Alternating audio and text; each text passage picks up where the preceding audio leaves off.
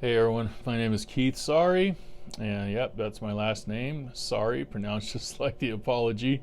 It's Finnish in its origin, but so I'm no one important, honestly. Just a battalion chaplain for the Army. That's my full-time employment. I'm a priest in the Episcopal Church as well. For the longest time, though, I have wanted to go to grad school, and life has prevented me from going. Been married over 20 years. I'm going close to 25 years actually. Got 4 kids. They're all teenagers now, and so for quite a long time I've simply been a dad and putting their needs above my own. They are my priorities, and so I've never been able to fulfill the dream of going to grad school. Additionally, I've never lived near one, never had the opportunity to be close to a grad program that perhaps I could, go to night classes and resume my studies. And so, additionally, of course, my focus is getting my kids as well into adulthood, and whether they want to go to college or not, they're my priority. And so I've not been able to do grad schools. And of course, the schools are just incredibly expensive, and so I don't know if I'll ever be able to afford to go now with how outrageous the cost is for tuition at these schools. But so a while ago I came up with the idea, well, why not just create my own self-directed course of study, something that would be similar to a Master of Arts program, and particularly in the field of classics. I have been through seminary, so I've gotten a Master of Divinity, but after seminary my interest turned toward learning about ancient Greek and Roman cultures, and especially the language and literatures. And so I've decided, I'm just going to come up with my own ideas to study on my own and challenge myself on how to learn classical philology or classical scholarship, whatever you want to call it. I did a post-baccalaureate program through the University of Georgia. It was online or distance learning. They don't offer it anymore. Honestly, I don't think anyone ever really wanted to teach it. So that's, I was looking at their website today and it's just no longer there, but I am one of the few students that managed to take it several years back. Okay, so what do I want to do? Well, I want to create just a typical 36 credit hour Master of Arts program on my own, and just put myself through all the rigors of the study, the learning, the reading, go through the bibliography, and of course study Homer, Virgil, do the epics, and then get into prose as well, Plato, Livy, those writers too, and dive into the language. But for a long time though, there has been one class that I've really wanted to take, and that is simply the prose seminar for classics. Many years ago, I decided I'd just kind of look at the various course descriptions that some universities have made available, and I started Googling and found a few syllabi, from these classes, and they basically vary from school to school. For example, I'm looking at the syllabus right now I think it comes from the University of Florida, and it's available online. And here's a course description for the pro seminar. I'm simply going to read it, but they describe it as an introduction to the discipline of classical studies, the relationship between classics and other disciplines, and to look at past, present, and future trends in scholarship and pedagogy. See, what else do we get for a description? Now, here's one I think comes from the University of Ohio, and simply says this about the class.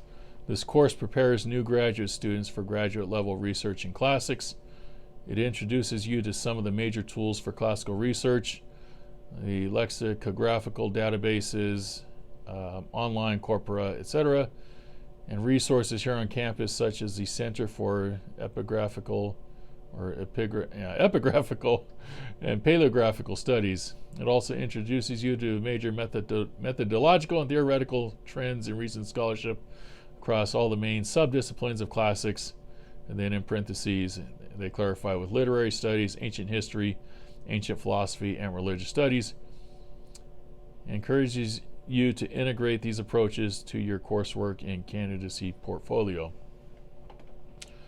Now here's one from the University of California at Santa Barbara, very simple.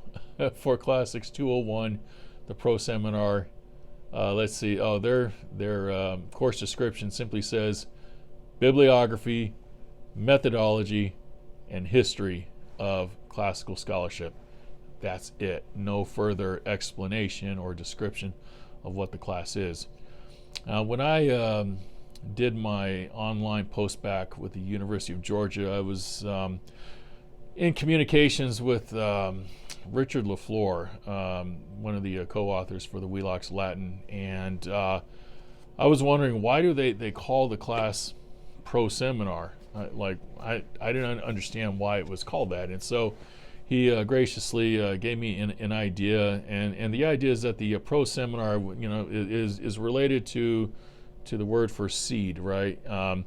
Before a farmer goes out and he plants a field, well, he has to plow the soil, he has to fertilize it, he has to prepare it so that it will produce a crop. And so the idea that the pro seminars, you're doing that kind of work before you get into the main course of studies, which of course would be the literature, the languages, and so the pro seminar class is basically intended to introduce you to the research methods, the tools that are available, all that online stuff that libraries offer. And so when I did it on, through the University of Georgia,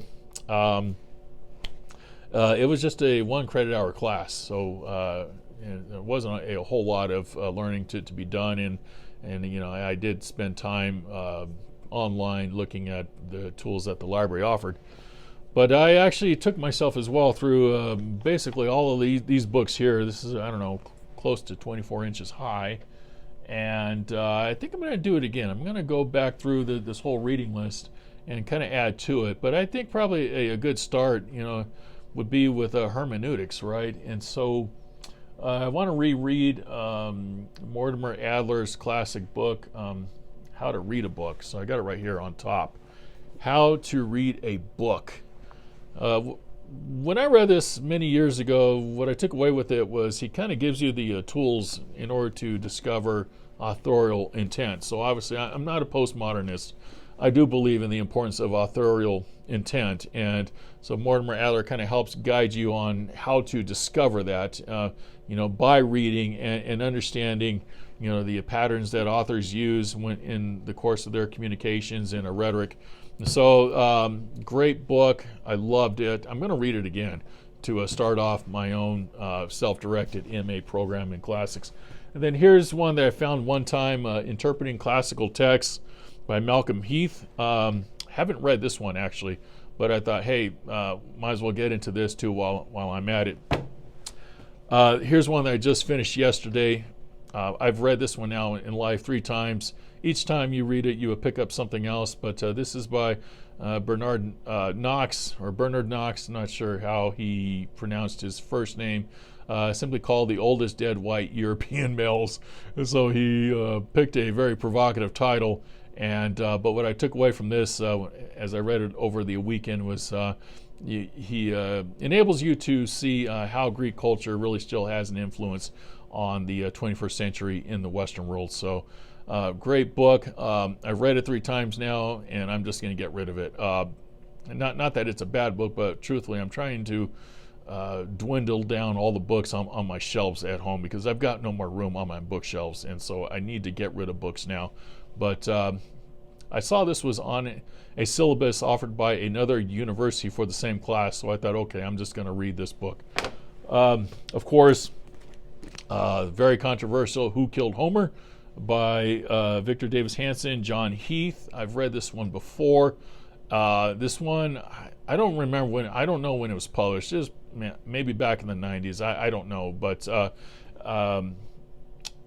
this one created a firestorm in the community, and so very controversial. But I like Victor Davis Hanson. I love his ideas.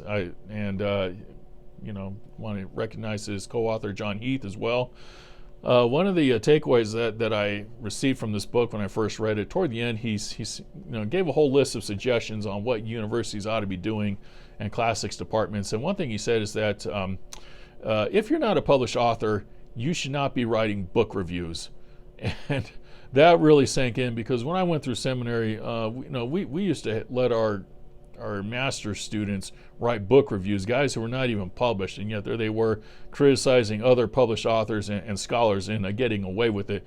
And so I remember this book was saying, no, don't do that. If you're not a published author, you're not qualified to be critiquing the works of others. Here's one very old book now, Classics: A Discipline and Profession in Crisis by Phyllis Cullum.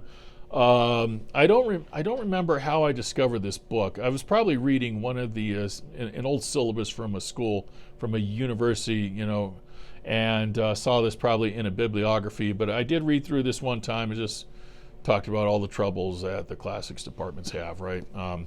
And those troubles are still going on. All right. Now this one was a really great find. This was published in 1955. This is an old syllabus. So what does it say there? Introduction to Classical Scholarship, a syllabus and bibliographical guide by a Dr. Martin McGuire, professor of Greek and Latin at the Catholic University of America. The reason why I got this, I think I just went into Amazon and just probably did a search for Classics Pro Seminar syllabus, and this came up. I've already read through this, but I'm going to do it again. But what's very helpful, though, is this is a great guide on how a pro seminar class ought to go, or how it used to go. Again, this is a very old book right here, but this is what he says in the prefatory note, about this syllabus, this work. It says, Part 1 of the syllabus is intended to give the beginning graduate student in classics a general introduction to graduate work as such, and to the nature, scope, and significance of the large field or combination of fields which, for want of a better or more precise designation, we call classical scholarship. And then it goes on to describe parts 2, 3, and 4.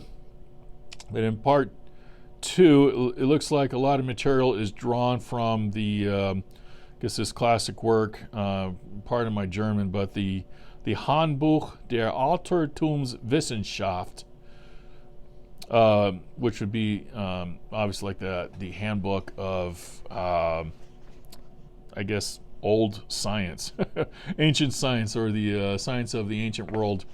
And then, of course, you get all the old bibliographical, works in it listed as well. Now, important though, for me, what was a huge interest was the history of classical scholarship. I really wanted to learn the history. So this is by John Edwin Sandys. You can still get it on Amazon. It's a 3-volume set right here. So all of this is the history of classical scholarship in 3 volumes. Sandys, I believe, was connected to Cambridge University quite a long time ago, but I did read this previously. I'm going to do it again.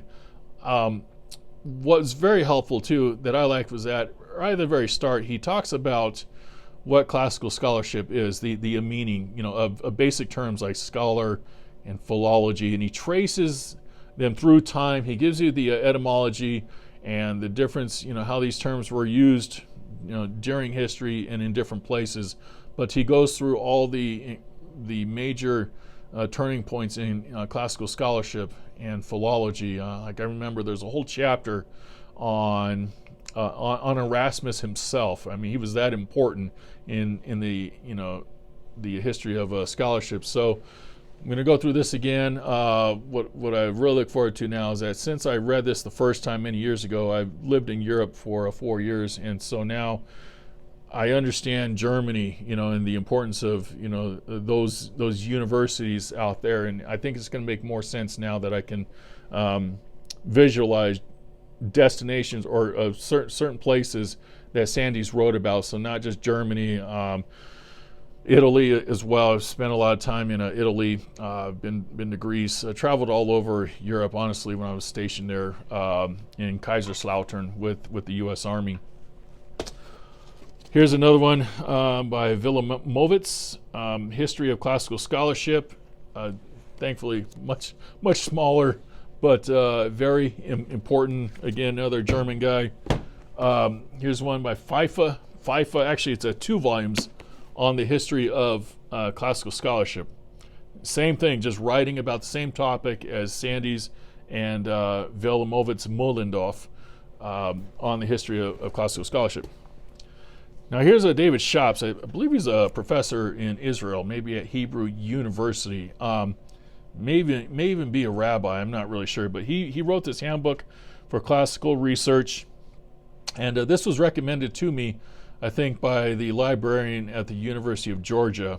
And so I wanted to know what would be like a good, like a handbook on how to learn how to be a classicist or a classical scholar. And this got recommended to me. Somewhere along the way, I learned about this one as well. Classical Studies, A Guide to the Reference Literature. Who's this by? Fred Jenkins. I've read this whole book as well, but it's worth going back through, so I'm going to do that one. Here's a bibliography, Classical Scholarship, an annotated bibliography. Who was the author or the editor? Looks like it was it Krauss? Give me 1 second. I'll tell you who compiled this. Oh, no. Thomas P. Halton and Stella O'Leary. And someone wrote a note here about it that it was reviewed in CR 37, what's that, Classical Review, 1987, and they just wrote scathing comments. So I think someone just didn't really care much for this book, and they must have reviewed it and gave it negative comments. All right. Another one of my goals is to reread the Oxford History of the Classical World. Now, I saw this on someone's syllabus. Some professor wrote a syllabus for a pro seminar and had his class read this book right here. So I read this previously. I'm going to read it again because each time you read stuff like this, you gain more information each time. But what I liked about this was that it goes right from the very beginning of classical history, and you get the history as well as you find out who the important folks were, the writers, the authors, and it cuts off with the advent of Christianity, which was a wise decision because you have to draw the line somewhere. And so the classical history ends with Christianity. Christianity is not classical. It is not part of that classical pagan world. And so for ease of study and drawing distinctions, we set the boundary there. And Christian studies, New Testament, is completely different. It's a whole different topic, even though it covers Greek and Latin, Latin especially in theology. You have to draw the line somewhere. And so for the classical world, we're going to say that it ends when paganism was supplanted by Christianity. All right, lastly, I think it's good to have some atlases. Okay, so here's one, Ancient Rome, this one of Ancient Greece. It's the Penguin Historical Atlas, and so you get Greece and Rome. What's nice about this is you have the maps. Now, I believe it's important. If you're going to study a subject, you got to know the lay of the land. That's what we do in the Army all the time. We're always looking at maps, looking at maps of the battlefield, and we're often going on Google Earth, making snippets of locations when we have to create a PowerPoint slide. But it is good to know the lay of the land. You got to know where mountains are, valleys. You got to know where rivers are. Rivers are extremely important. You got to know where the ports are.